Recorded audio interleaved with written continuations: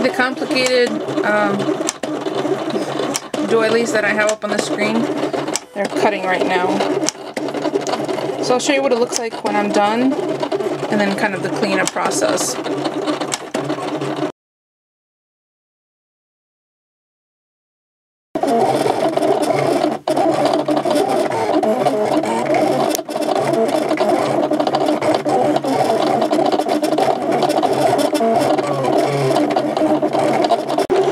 Yes, I definitely picked a size that was way too small for the design. It's a very intricate design doily.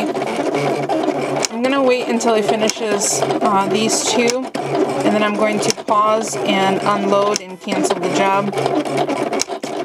It has been 29 minutes, and it has finished cutting two of the larger ones completely, one smaller one, and has two pending, which I'm hoping those will complete, and then I'll hit pause and unload it and cancel the job. I'll show you what a mess it looks like, but it's my fault. I really wanted to see how intricate, how a extremely intricate design, how small I can cut it. So I'll show that to you in a second.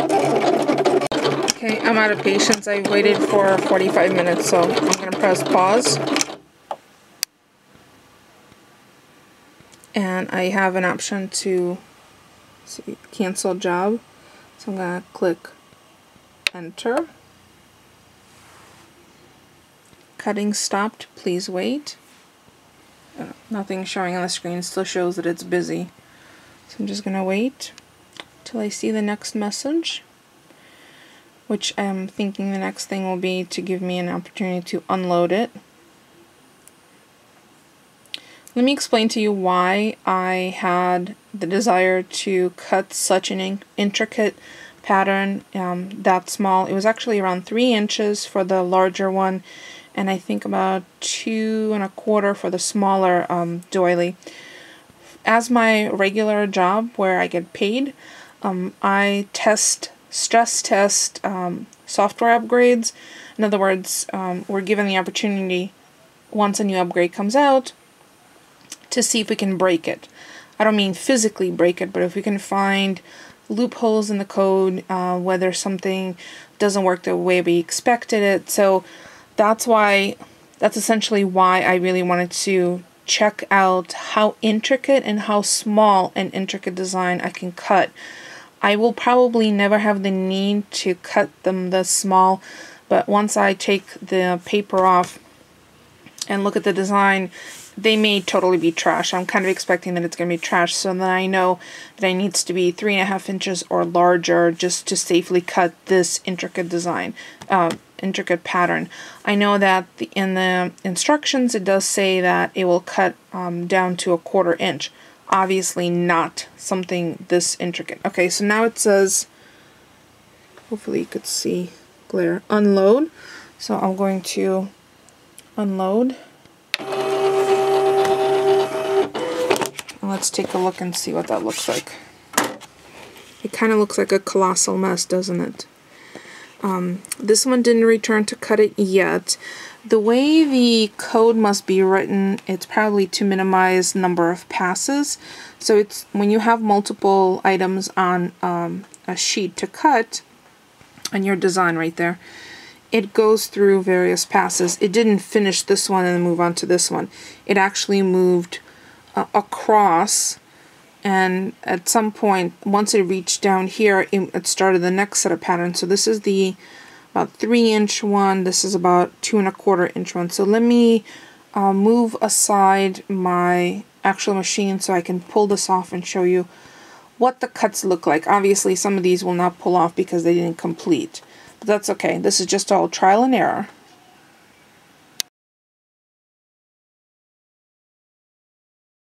Okay, so I've pulled up the sheet of paper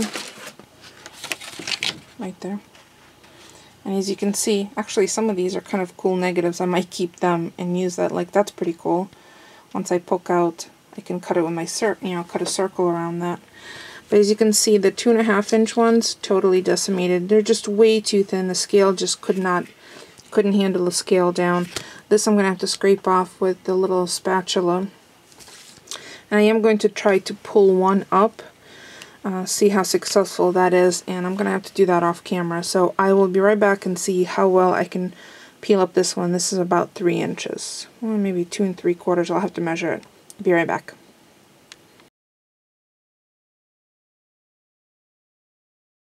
Okay, as you can see, it did cut. I mean, it cuts very, very delicate thin lines, but the number of passes it had to make, it just could not cut the size.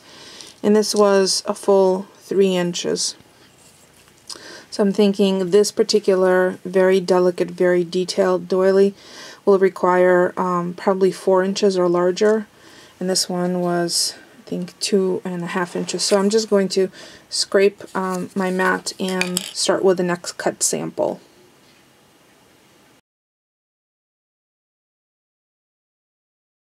Alrighty, so this one took 11 minutes to cut. There's the image. It's the hens, and I have them copy mirrored, so I can have them facing in each direction. So I have a couple of, a few of each, and then a couple of backgrounds of the chicken wire. So let me peel off the back and show you what that looks like, because you probably barely see it because it's white on white.